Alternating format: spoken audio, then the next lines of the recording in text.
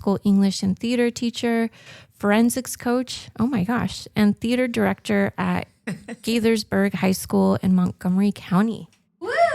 She's a mom to her 5-year-old Max, who has thrived in kindergarten this year and is active in the PTSA and school site council. And as an East Coast transplant, she and her family love to be outside and spend time at the beach, playgrounds across central San Diego and Balboa Park. And she and her son love to have breakfast dates and are always on the hunt for the best pastry. Her personal hobby is reading. She read over 120 books in 2024 and loves any genre but horror. Okay, I'm with you. wait, I need to ask a question before. What's your favorite pastry place so far? That is such a difficult question. When it comes to pastry, we love, I think it's Cafe Melanie in North Park. Okay. It's a French pastry place. But for the vibes, we love Cafena Cafe in City Heights. It's our local. And then the living room as well. I like that. Near San Diego State for a full breakfast. So we're always on the hunt, always take recommendations. I think it's Patisserie Melanie, very French. Yeah. Okay. Maybe we need to have from our audience where their favorite pastry places is. We can put that on the Instagram. Always looking for That's recommendations. considered a resource. Yes, That's a 100%. resource, yes. So this episode is a fun one because it's just us. Like Melissa is part of our team for a long time. And also it's just, I mean, we love our guests too, 100%. But it's like a different vibe when we're all here together because we know each other and we know each other. We know each other. Yeah. And the best thing about communities is that we're stronger as a whole. What areas of growth for me could be your strengths and you guys' too in the pod. We're not here to brag about how amazing we are, even though we're really amazing. But we definitely cannot offer solutions to all the questions that you have. We're just here to share from our own experiences of what has worked for us in our family, or maybe just empathize with you and say, yeah, we haven't figured that out too. And it sucks, but we're going to be real and we're going to be real together. Yeah. So are we ready to dive into our first question? I'm ready. Let's go. Yeah. Okay, so what is one piece of parenting wisdom you love to share with our listeners? What parenting insight or lesson has stayed with you that others might find meaningful too? Okay. Can I kick us off? Yeah. Okay. So this is the one piece of wisdom I give to every new parent. This is kind of my warning. And then I can share something that's joyfully oriented. I learned quickly that whatever you do once with your child, be prepared to do it forever. So if you start a fun activity with them, you do something once, you say something once, be prepared for that to be part of their vocabulary, what they do forever. Which can be wonderful and joyful. And then sometimes you introduce something to them and realize you're going to have to do that activity, whether it's, a certain game of chase or some weird, we play hall ball, right, in our hallway because we don't have a huge house. So one activity that you start, one phrase that you use, one practice, for better or worse, be ready to do it forever, which is great a lot of the time. And sometimes you think, why did I do that? Because now I have to do it forever. But when I became a parent, my background is high school, if you listen to my bio. And so I did a lot of research because that's my background is data and research.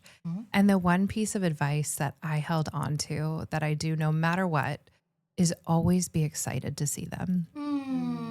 First thing in the morning, no matter how tired you are, what kind of mood you're in, when they walk in to see you in the morning or you walk in to see them, always be excited to see them. Yeah. When you pick them up from school or at a practice or a game or whatever it is, always just have pure joy to see them on your face. Because you're a mirror for them. And so when they see you first thing, no matter what kind of night they had, they will be in a better mood. What kind of game they had after the game, they'll be in a better mood. And that also makes you feel a little bit better. So, so that's my favorite piece of advice is always be happy to see them, no matter what's going on with you. I love that. Yeah. That's the vibe. It is. Yeah. So similarly, well, the first thing, whoever said your parenting journey ends at 18 did not have children. I'm going to say that because all my children are grown and we're still very much involved in their lives. But I think one of the most important things now that they're older is ensuring that you create a space where they feel like they can tell you anything without judgment, without punishment.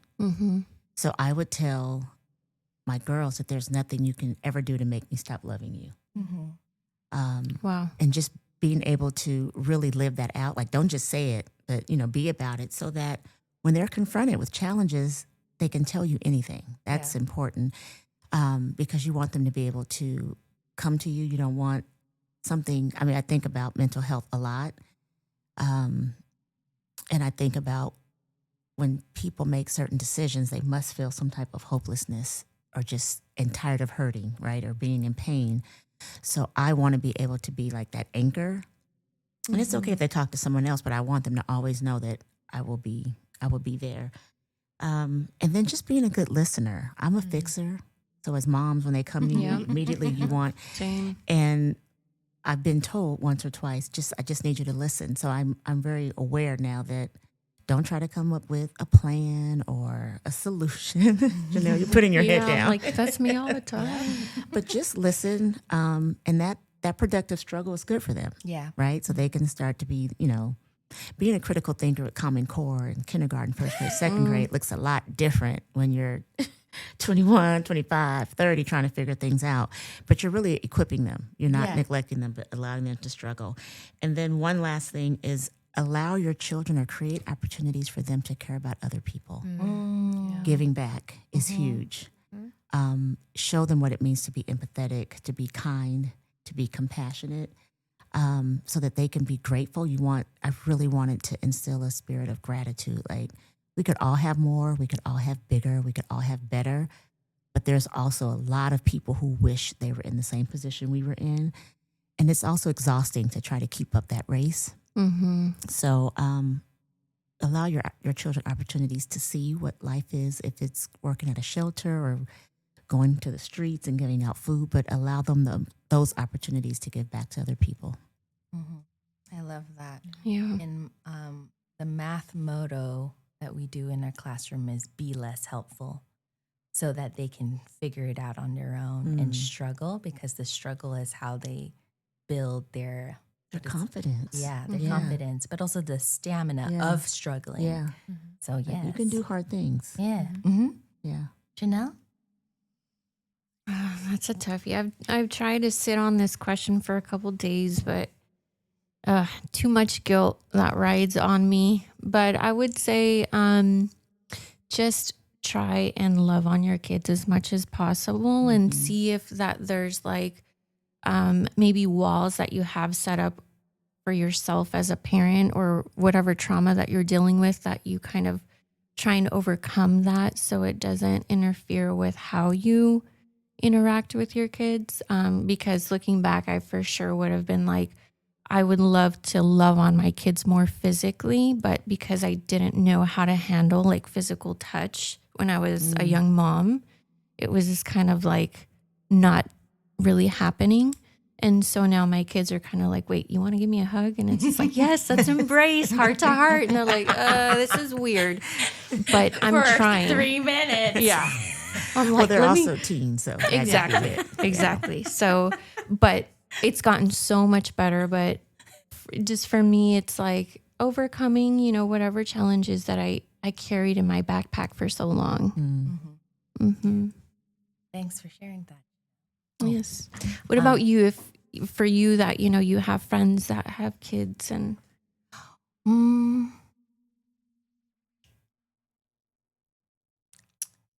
Mine is not, you guys are all like, wow, wisdom. Mine is doing things like when we do chores, do them with the kids, like do it together.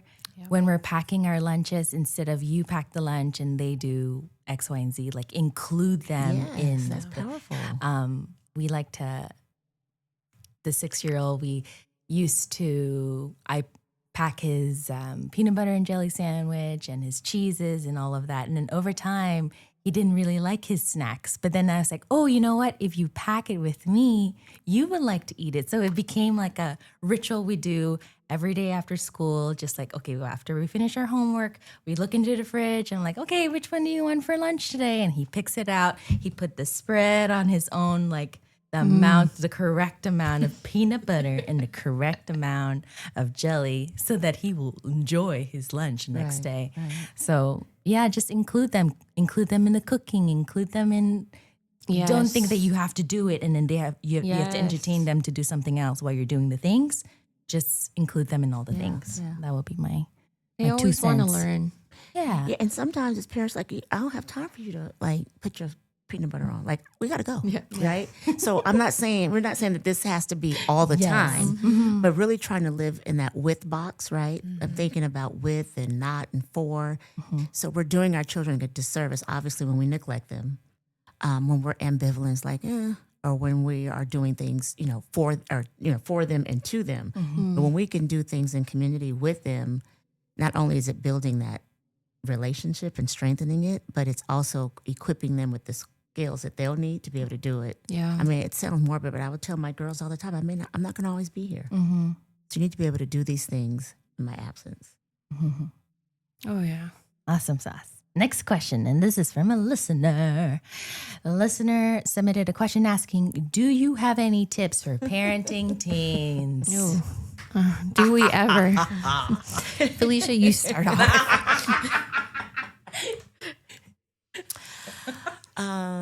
Well, my girls kept me young at heart, so I knew what the latest music was. And I think because I was also a high school counselor, I'm trying to think, when the older ones were in high school. Yeah, by that time I was a high school counselor, so I was always like the cool staff member because I knew the latest dances, I knew the latest songs and the latest trends. So that's one thing, is to be engaged with your children, talk to them. I let them listen to music in the car. So it wasn't like, my car, my music, but I would introduce my music as well. But just really like getting to know them as people. Like, they're developing into these, from tiny humans into these teenagers. Their hormones are all out of whack and they're trying to figure out who they are. So always providing structure is important, right? So you add some boundaries, some bumpers, but not so rigid that they want to rebel against, But I do have my expectations and standards, but I also provide a lot of support. They're exploring. Also, my home was the home that they hung out at, right? So after dances, I would allow everybody to come back and stay the night, boys on one floor, girls on the other. But I didn't want anybody, like, I don't know, I didn't think they were drinking, but I didn't want anybody on the road. Dances are 8 to 12. So if parents were cool with it, they could. I would have, chicken and waffles or apple cider, just making it so that they don't have to seek out from somewhere else that could or could not be safe. So just allowing them to grow and explore, but they know that you have their back, I think is, as I'm thinking about this right now, and have a lot of patience. Like, they're going to try you. And when they try you, don't give in, because you're not their friend. That's second. You're their mama or their daddy or their caregiver. But be firm and make sure they understand that you have some non-negotiables. But around that, outside of that, let them explore and just, discover who they are. And you're like home base. They can always come back to home base. I also like the idea that you said, where after the parties they hang out at your house. That way, you get to watch them. Yeah, instead of being in some other house where you don't know who the parents are or what's going on. It's under your watch, so you got it covered. I like that. Man, I mean, a lot of what you said is what I would repeat, especially now as teenagers. Like, okay, they're painting their own picture. So we're there to like guide them of what it looks like to shape who they are, but not to be like a copy and paste of us, you know? So letting them have this space of being able to have their self-identity and walking them through of like, okay, what are these like challenges look like for you? How are you feeling? And knowing that the family will always be there to support you. Yeah. And you can depend on us when you feel alone or you feel scared. And if you have questions, like ask, you know?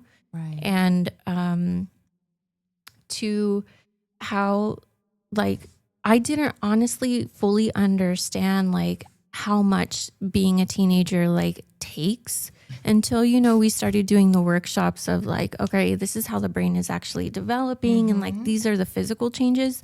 So understanding as parents that there's like some physical changes happening in the brain where, you know, up until they're 25, they you know, they're taking space to develop. So you got to be in it.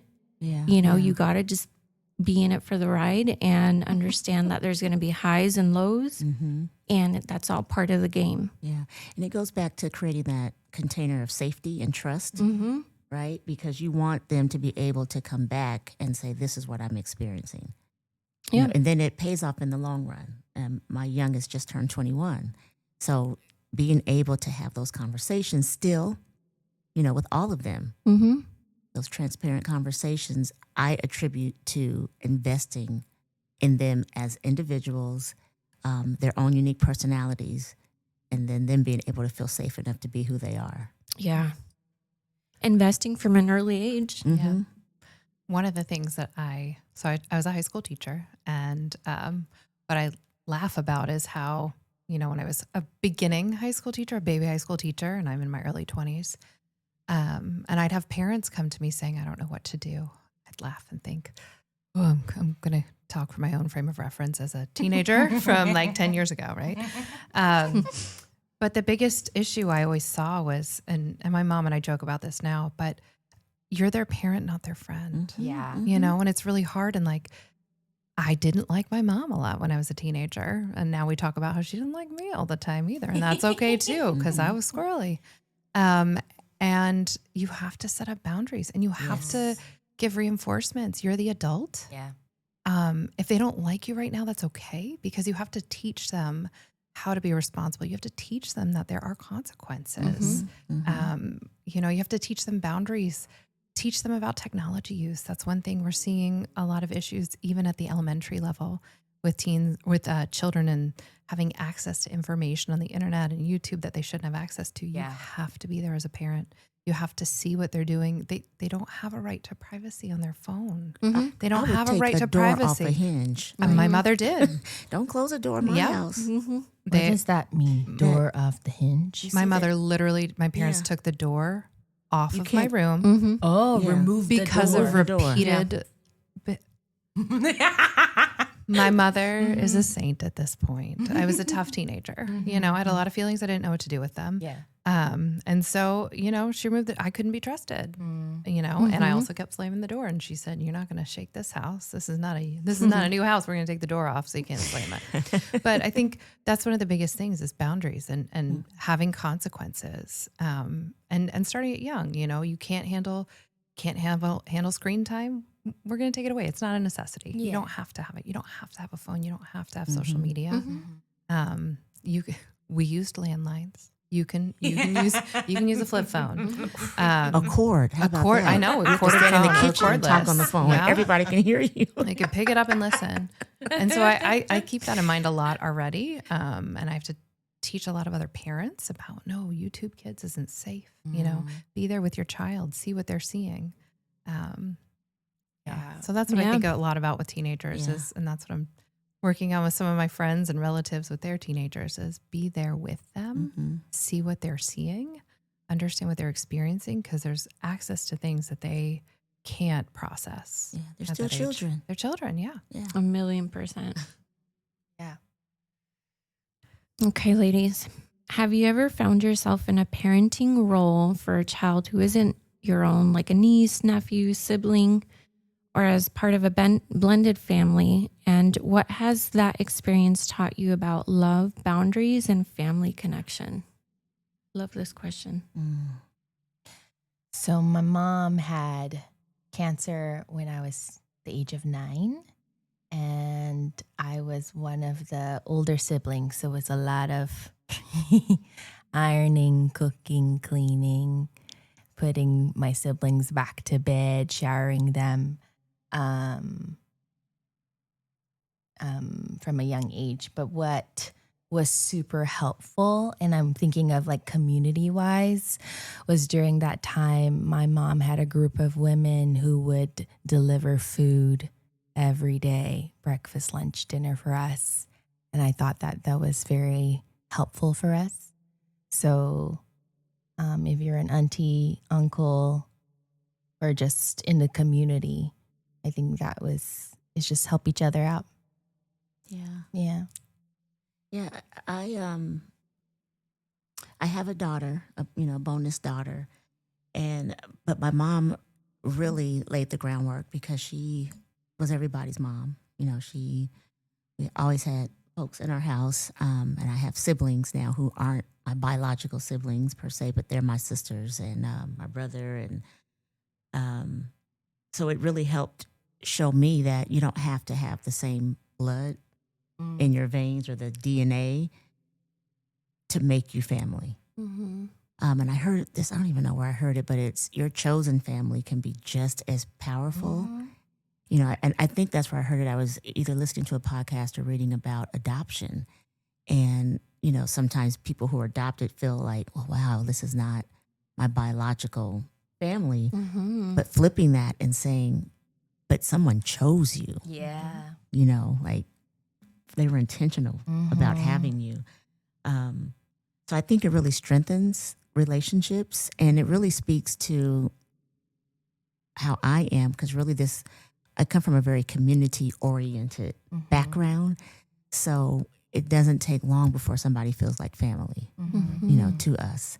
And those relationships can literally transform your lives. And it makes such an impact on your children too. Like my children have all these aunts and uncles, right? And it just feels really good to be able to love on people that maybe you necessarily didn't birth, but to just be that expansive, being loving in that abundant kind of way, it just comes back to you.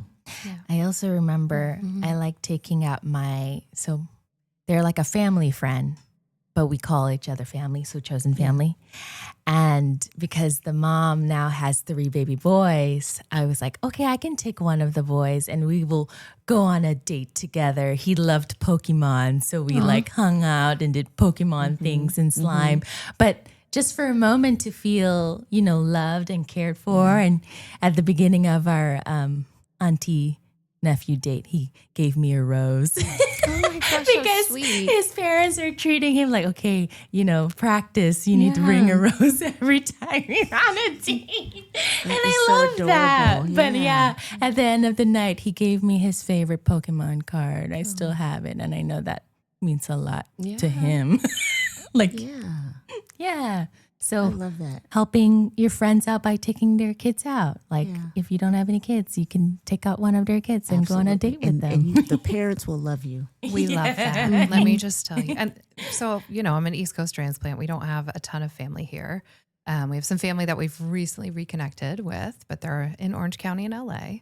So not exactly local. And our aunties and uncles, our chosen family here is everything. Like it's everything to us. What I love is that each of them brings something to our kid that I don't like, that we don't have. So, we have the auntie who, when he gets a little older, will take him camping because I don't sleep on the ground. Same as me. Tell them to come get my 3 grown kids because we never sleep. Never. My husband and I said, no. We have another who loves to has the patience for certain arts and crafts that are monumentous and messy, and sometimes test your patience as a parent. We have, Belle comes over and hangs out with our son, and he loves it. He loves Miss Belle. She's very loud, and I love it. So it's just, I think my not advice, but what I see my role as with my little nieces and nephews and other relatives is I'm not overstepping any boundaries or doing anything that goes against what their parents' beliefs or values or anything are.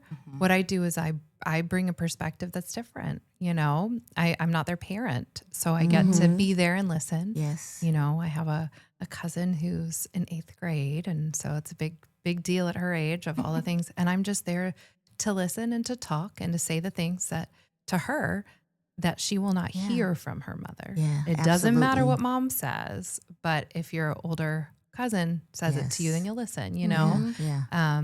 And so that's one thing I really value is that he'll hear things from other people that are the same things we're saying, the same things we're saying. But it's, you know, it's cool because it's them. And yeah. And that's a great point for parents not to take that personally. My mother would, you know, I heard that growing up, like, oh, I told you the same thing, but all right, you know, go off. And then I experienced it as a mother.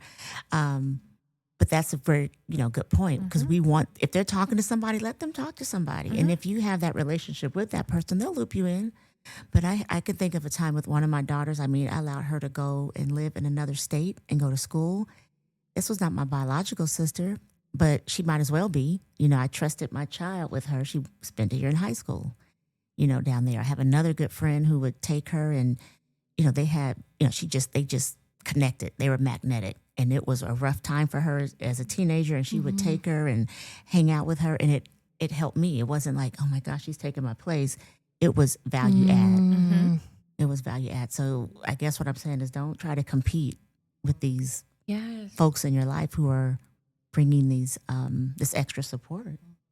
I needed to hear that because, you know, especially as a blended family, you always question yourself, like, am I doing this right? Is this wrong? But from what I've just heard in this conversation from this question is like, you can't put love in a box and it can't come from one person and it looks so different and it comes in different shapes and forms.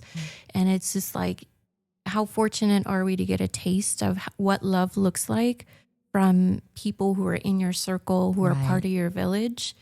And that just gives me a lot of reassurance as, you know, being a stepmom. Yeah. And two, like and seeing like who's part of our village. Yeah. And it just because they're not like mom or dad doesn't mean that they can't give you love.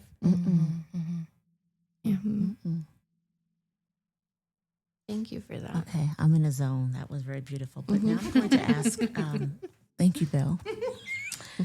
What hopes do we carry forward as we continue showing up for the ones we love and for ourselves in a way that honors our full selves?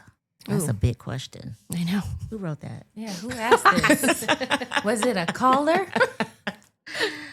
Diving deep. What hopes do we carry forward? Well, Bill, you're first. In a way that honors our full selves, you know? Or anybody can jump in. Like, it's just... Because it's so hard Let's to lose freestyle yourself, this no one. matter parent or not. Like, it's so hard in a relationship with just anyone to, like, you know, honor yourself.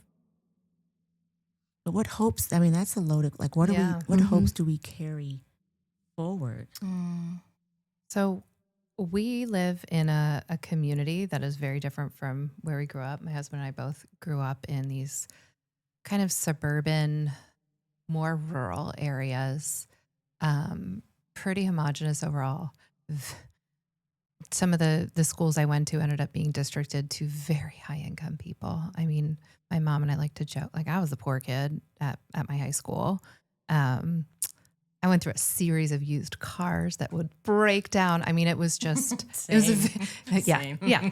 So, and now we're in a very diverse community, very, like it's an urban community, which is what I wanted. I want to live in a city. I'm a city kid. That's what I always wanted. And so we are around people with our son who are very different than where we grew up. And, you know, we're in a completely different state, different part of the country. And so our hopes is like our major hope for our son, you know, my husband, before he drops him off is, what does he say? Oh, be a good friend. Be kind to someone today. You know, that's what he always asks him after school. Are you kind to someone? Who did you play with today? Were you a good friend? Is getting to understand the lived experiences of people who are different from him. as well as people who are like him. So we have a little bit of both. We have a community of kids that he went to Jewish preschool with, and they're all over Central San Diego now. And then we have our neighborhood where it's all these kids who come from different places and speak a multitude of languages and have different histories, and it's beautiful. And they're all learning about each other. That he comes home with really cool information, and he's like, he's from Chile, and I keep hoping that I'm raising a good person. That's our hope. My husband and I joke a lot about like, we're bringing this white male into the world. And my son has bright red hair. Like he stands out, he stands out no matter where he goes. But at the school, he's well known, and he's well known for being a nice person. And so that's my hope, because, he can be a great athlete. He can be a great artist. He can be a great student, but I really just want him to be a kind, caring, loving person. And so that's our hope that we carry forward. That's what all of our family continues to ask him. Who did you play with today? Who did you sit with at lunch? Making sure that he's talking to different kids and that he understands that there's no one way to be. Yeah. And so that's our hope that we carry forward. And my husband and I check in a lot and have conversations about some of the things that we hear that come home from school, comments that other kids have made that we're like, oh, we have to address that, things that other parents are saying to their kids that then come home about, the unhoused population, which there's a lot of unhoused people in our neighborhood, and things that we don't think are okay to say, and having those conversations of, we're kind to others. You're lucky to live where you do. Yeah. You're lucky to have this house. You're lucky to have these things. And so I feel like I ramble on, but kindness is what we care about the most in our house. You made me think of something. And it encompasses myself. So it's answering the question about that honors myself, but I think about my children, and now I'm a grandmother. So I think the one big hope is, I saw this quote, and I want to be the ancestor that my descendants can be proud of. So you hear a lot of like, I'm my ancestors' wildest dreams, and I'm standing on the shoulders of my ancestors, but putting the responsibility back on us to be someone that generations I will never see will be proud of. Love that. The reason why I'm tearing up is because I'm imagining Max like in his 20s listening to this podcast and you, and I'm like, oh my God. Yeah. I just cry at all episodes. Well, I think too, this podcast, especially today, is giving us an opportunity to lean into like our emotions and what we're confronted with on a daily basis, you know. So, no secret, when you see the picture, we're all women. We all come from communities that have been harmed, that have been othered, that have been marginalized. So being able to be in this space and share something that's good, to be able to counter those false narratives that have been put out there about each of our communities, just feels, you can't help but want to, to feel that, right? Especially when we think about the hope of what we want for the, our children and the generations coming after us. Yeah. We hope that this podcast will be around for a long, long time, and we'll be able to create communities and spaces. I was thinking for this question, I am a giver since the very beginning. And so in this question, is this in a way that honors our full selves? It would be for me to check in, and for parents who are like givers like me, before giving, checking in with yourself and say, is this what I want? Does this bring me joy? Does it cross my boundaries when showing up for others that we love? And yes, we're going to be there. I'm speaking to all the givers out there. We're going to show up for the ones we love all the time. But also we need to be there for ourselves too. And we're the only ones who can take care of ourselves. Right. I love that. I second that. Definitely. Um, it's okay sometimes to put yourself first. And I'm learning that as my kids are getting older, that they need to see me taking care of myself. I need to be strong. So,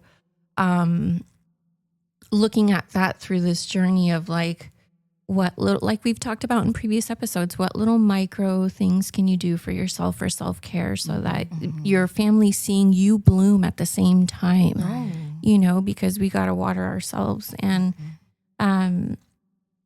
I would hope the same for our listeners, because parenting can really deplete us, or just taking care of others can deplete us. Yeah. Are we ready for the next question? It gets deeper and deeper. Jeez. Yeah. So the last caller asks, how do we keep showing up as parents while moving through grief? I have thoughts. Yeah. You have thoughts, Bill? Thoughts is not yet formed, but Okay. I have thoughts. Well, I will jump in. This one is a big one, because grief, it's not a matter of if, it's when. I know. And personally, I don't think you should try to hide it. It's a real emotion. We want to protect our children, and we want to make them feel okay and stable and safe, but we're not doing them a favor when they think that every day is, a walk through the flower fields and everything is okay. So that is one thing, is that they're watching you, right? So they need to see what grief looks like, and showing them that it's okay to grieve. But it also, surprisingly, they want to take care of you, and it gives them an opportunity to show it for you. To tell you, mommy, it's okay, or I love you, or as they get older, you need dinner, or you want to go get a massage, or, but it's okay. That's a lot of pressure to be, a superhero. They think you are anyway, right? But just leaning into that emotion and allowing them to see that it's real, so that when it happens, it doesn't rock their foundation because it's such a shock. I'm hoping that this is not something that we shouldn't do, but my father passed away in 2018. My son came along in 2019. My father-in-law passed away in 2020 of COVID. So we've always had pictures up of my father. They're really, most of them are older because he worked at NASA, and so we have some really cool pictures when he was younger, but we have photos up. We have a photo up of Max and my father-in-law when they got to meet. And so we talk about them. Yeah.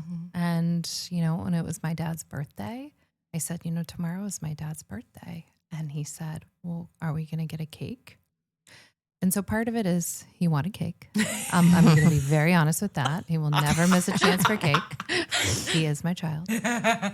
But also, he wanted to honor him. Yeah. And so he talks about my grandpa, my pawpaw. Yeah. And he talks about them all the time. He acknowledges them. He says, my grandpa worked at NASA. He said, my pawpaw and my grandpa were in the Air Force, and maybe I'll be in the Air Force like them. And he honors it. And we do say that we miss them. We're very transparent about it. And some days, you just have to say, I really miss them today. I really miss them today, because I think we have a misconception about grief. And the thing is, it's like you're in an ocean. You're always in it. And sometimes it's the water's down by your ankles. And then sometimes these waves come out of nowhere, and it's nothing that can be predicted. Yep. My son has my father's eyes, so there's some days that I look into his eyes and it gets me. He never got to meet him, and they'd be buddies. My son's obsessed with cars, and his father-in-law was a car guy, or my father-in-law was a car guy. So I think it's just being open and honest with them, and not, I think what we do so often is we try to sugarcoat emotions, good or bad. And if we can share that and share that these are real feelings that you're going to feel, and when you're going through grief personally, it's going to be hard, but we're going to be there. And if we talk about it, You know, Yeah. it doesn't make the pain go away, but it makes you feel like you're not alone in it. Yeah. Mm-hmm. Yeah. Yeah. There's this author who wrote this book, It's Okay Not to Be Okay. Yeah. But my favorite quote that she said is, grief is not a problem to be fixed. It's something we carry. Yes. Um, And grief shows us that we love. I was going to say, You know, it's like, the that's what I love think that about. we can't give that person in the physical No. realm, Yeah. right? No, so we Yeah. honor Yeah. them. During COVID, my advisory students didn't get to have a graduation or a proper senior year. And I feel it's so validating for them that I keep saying, it hasn't left me yet. I'm still mad, angry that we didn't have that time. And they're like, thanks for saying that. Like, yes, I'm still angry too. And we're Yep. 5 years past that. And we're still angry. And that's okay. We can show up for each other, be angry together, cry together. Like that's how we keep showing up as parents and teachers and educators while moving through grief. Being in the moment with it. Yeah. I actually had two parents ask this question, and one of them was just like, how do I even cope with my daughter expressing her grief through anger? You know, those different stages like resentment and anger towards losing their parent. And it's just, you know, being in the moment, like, okay, right now, this is what you're feeling. This is, you know, what you have in you, and how can I help you navigate this? What do you need to make it turn into something else, like happiness or hope? And kind of going like what you said, I had mentioned to them, like maybe making like a scrapbook or going through pictures and memories to like relive those moments so they feel connected, because connection always brings us back to just love and peace. Yeah. Wow. That's heavy. Sorry, guys. But it's real. So that's what this Yeah. podcast is about. It's not Yeah. about, you know. And grief comes in so many different shapes and sizes. Yeah, You know, we could absolutely. be like my kids, they grieve not having their biological dad. And it's like sometimes they're like, oh, we're fine. We got over it. And then some days they're like, I see this showing up in this way. And it's like, okay, embrace it. Yeah. Don't put it away. Right. Yeah. I'm thinking this may be a topic for next season Okay. to go deeper. Speaking of season 2. I know. Okay. Well, this is the end of our season 1. This is our 10th episode. I still can't believe it. But as we wrap up this season, we'll be taking a summer break to recharge and thoughtfully plan season 2. And with content that truly resonates with you, our listeners, we really want this to be a podcast where it's inclusive of everybody and everyone has input in like what they want to hear. So if there's something you love for us to talk about or someone you'd like to hear from, please take a moment to fill out the survey that we're going to link in our show notes and voice what you want next for season 2. Wow. All right. So if you leave an email or voicemail, you will be in a raffle to win a book from our library. And this month's book is The Conscious Parent, Transforming Ourselves, Empowering Our Children by Dr. Shefali Tsabary, and we have it in English and Spanish. You can reach us by email at scl@sdcoe or leave a voice message at 858-292-3599. Yes. And our resource for this month is our Instagram page. Follow us on @Parenting the Whole Child Podcast. Following us on social media is the best way for us to stay connected, engage with our podcast community. On the Instagram, you will get exclusive content, behind the scenes, learning more about us, receiving encouragement to support you on your parenting journeys. We also have updates and reminders so you never miss a new episode or special event. And join the conversation. Share your experiences, connect with like-minded parents, DM us. Is that what it's called? DM? Yes. Okay, just making sure. Hit that follow button. Be part of the supportive space where we learn and grow together. Oh, yeah. And if our conversations have resonated with you, help us spread the word by sharing our podcast with your family, friends, and community. And if you haven't done so, be sure to follow us on Apple Podcasts, Spotify, YouTube, and now Instagram so you never miss an episode.